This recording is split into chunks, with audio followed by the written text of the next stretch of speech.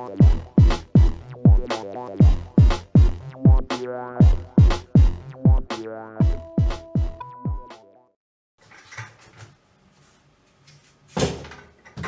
hey YouTubers! Today I'm going to show you how to start a fermentation from freshly crushed and destemmed grapes. So what we've got here is 2 buckets. They're about 4 gallons full. And what's in these buckets is some Concord grapes that we crushed and destemmed. So they've been sitting 24 hours on some Pectic enzyme to help kind of break the fruit down. They've also been sulfited, and being that it's a Concord, so I checked the acid, and it was a little bit high. The pH on this was about 3.0, which for any wine is really on the acidic side. So what I've done here, and it's not unusual to do for a Concord, is I've added about 10% water to each one of these, which comes out to be about 2 wine bottles full of water. That brought my pH up to about 3.1, which is still, you know, relatively acidic, but it gets us in the ballpark for like a white wine. I know this is red, but it drinks kind of like a white wine. So that's where we're going to start with this. And you know, later on we can make some more adjustments. But the first thing we're going to do, and I haven't done it yet, is we're going to see how much sugar's in this wine. So I'm going to grab my hydrometer.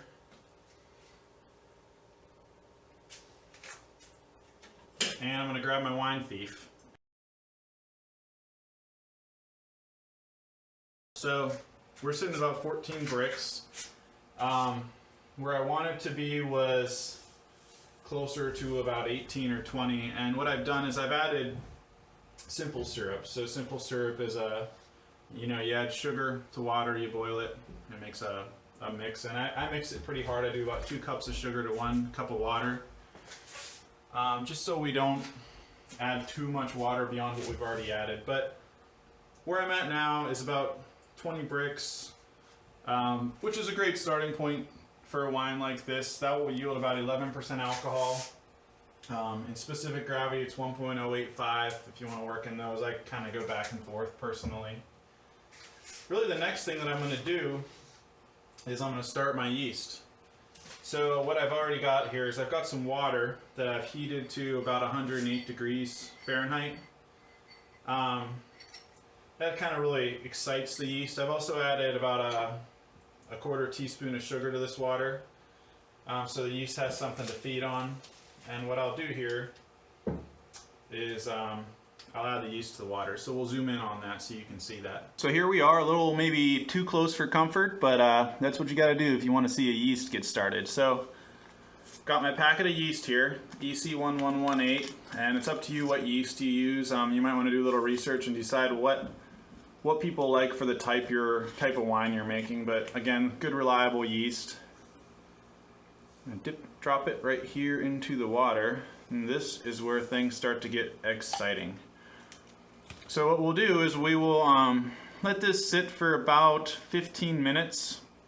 And then what I'll do is I'll start adding a little bit of actual juice from my must, so that when I go to dump this yeast into the juice, it's not quite a shock. And not everybody does that, but I like to do that just to make sure that everything goes smoothly and I don't shock that yeast a little too much. So that it brings the temperatures close together, it brings the acid levels close together. But you can see here there's something's happening in this water. So I'll walk away and come back in a minute, but you might notice a little foam happening.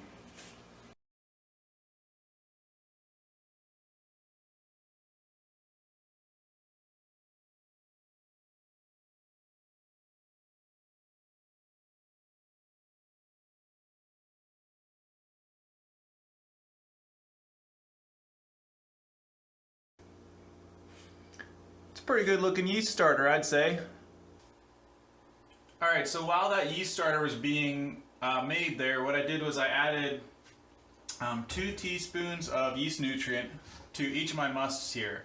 I know the container will say add 1 teaspoon per gallon, but what I'll try to do is I'll just kind of get a little bit in just to get started, and from there I'll just kind of add it as the days go by, and just not hammer it too hard because I don't really want too aggressive of a start on this. I want to kind of just have a nice rolling, gentle fermentation. So what we're going to do here is we're going to take that starter, and I've actually got 2 separate 4-gallon buckets I'm going to split that into. So I'm just going to basically slowly pour that right onto the top of our must. So put half of it there, and we will put half of it here.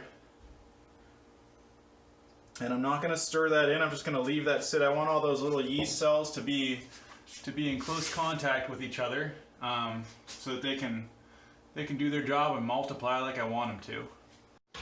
So those are the steps to start your wine. We'll check on it tomorrow, make sure everything's bubbling like we want it to. Assuming everything goes well as it usually does, all we're really going to have to do is keep our eye on it, punch it down once or twice a day, and in 8 to 10 days we'll have ourselves a dry wine that we can press out, move into carboys, and let it begin the next stage of its life.